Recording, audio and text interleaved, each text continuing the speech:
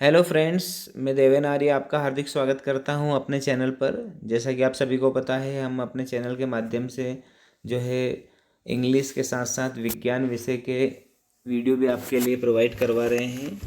और जैसा आप देख पा रहे हैं, माध्यमिक शिक्षा मंडल मध्य प्रदेश भोपाल, ठीक है, इन्होंने आपके लिए आपकी जो है एनुअल एग्ज़ाम की तैयारी के लिए mpbsc.nic.in है ना, इस वेबसाइट के ऊपर सभी विषय के प्रश्न बैंक अपलोड किए हैं, जिनके माध्यम से आप वहाँ पर जो है वस्तुनिष्ठ प्रकार के कैसे प्रश्न आएंगे उनको देख सकते हैं। ज्ञानपरक कौन से प्रश्न आएंगे, समझ परक के कैसे प्रश्न आएंगे, आप देख सकते हैं।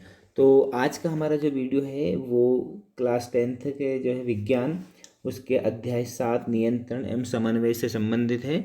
और आज हम इसके कुछ प्रश्न है ना, वस्तुनिष्ठ प्रश्नों को एनालाइज करेंगे। तो देखिए, बिना देर किए चलते हैं। फर्स्ट क्वेश्चन है हमारे पास, ये जो नियंत्रण और समन्वय है यह ब्रेन से संबंधित पार्ट है और ब्रेन से संबंधित इसमें क्वेश्चन पूछे जाएंगे। तो पहला क्वेश्चन जो है वो है आपका कि मस्तिष्क उत्तरदायी है, यानी जो आपका ब्रेन है वो किस चीज़ के लिए उत्तरदायी है? सोचने के लिए, हृदय स्पंदन के लिए, शरीर का संतुलन बनाने के लिए, उपरोक्त सभी। तो जो हमारा ब्रेन है यहाँ सारे कार्य करता है, तो इस प्रकार आपका राइट आंसर होगा 4, उपरोक्त सभी। अगला क्वेश्चन है, प्रश्न 2 है, शरीर का संतुलन निम्न द्वारा नियंत्रित होता है, यानी ब्रेन के कौन से पार्ट के द्वारा शरीर का जो बैलेंस है वो कंट्रोल होता है? तो आप यदि अच्छे से लेसन को पढ़ेंगे तो आपको पता चलेगा कि जो सेरिबेलम है होता है, यानी जो पश्चिम मस्तिष्क होता है उसमें सेरिबेलम और मेडुला ओब्लोगेंटा होता है। तो सेरिबेलम जो होता है वहाँ ब्रेन का पार्ट, वहाँ पार्ट होता है ब्रेन का जो कि हमारे शरीर का जो है बैलेंस बना के रखता है ना। प्रश्न तीसरा है, मस्तिष्क का मुख्य सोचने वाला भाग कौन सा है? यानी हमारे ब्रेन के 3 पार्ट्स होते हैं, अग्र मस्तिष्क, मध्य मस्तिष्क और पश्चिम मस्तिष्क। तो जो अग्र मस्तिष्क होता है ना, वो सोचने वाला भाग होता है। ठीक है, आगे बढ़ते हैं।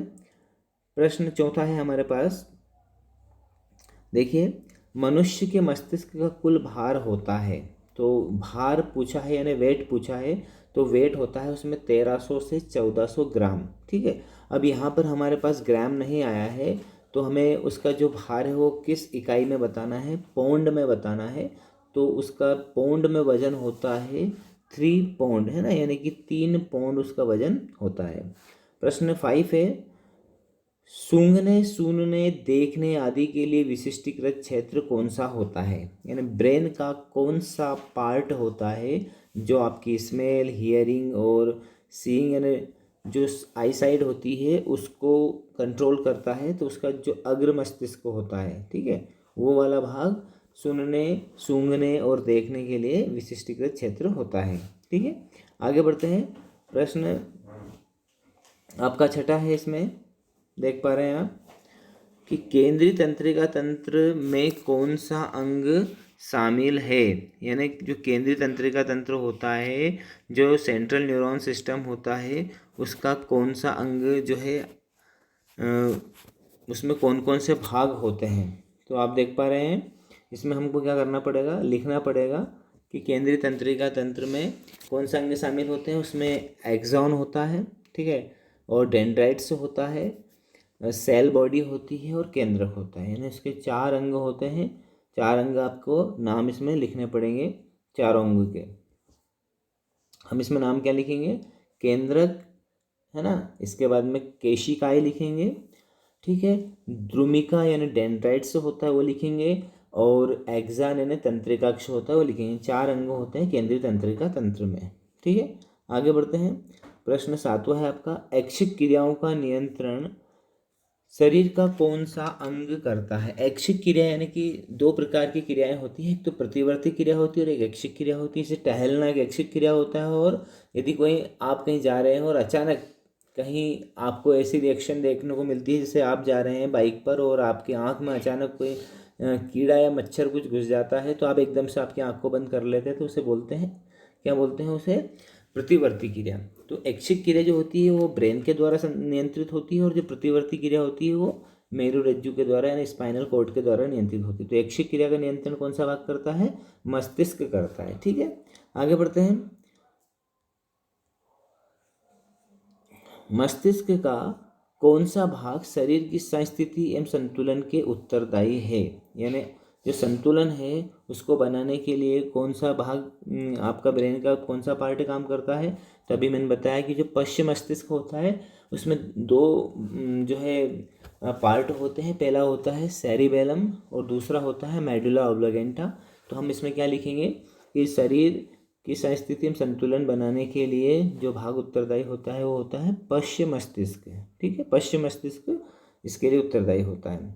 चलिए आगे बढ़ते हैं। लास्ट क्वेश्चन है हमारा,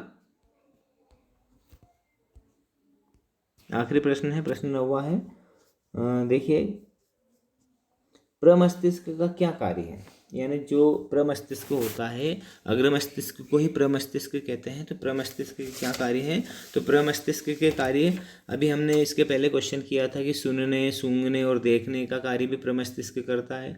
इसके साथ में जो हमारी याददाश्त होती है, जो मेमोरी होती है, उसको कंट्रोल करने का काम भी प्रमस्तिष्क करता है।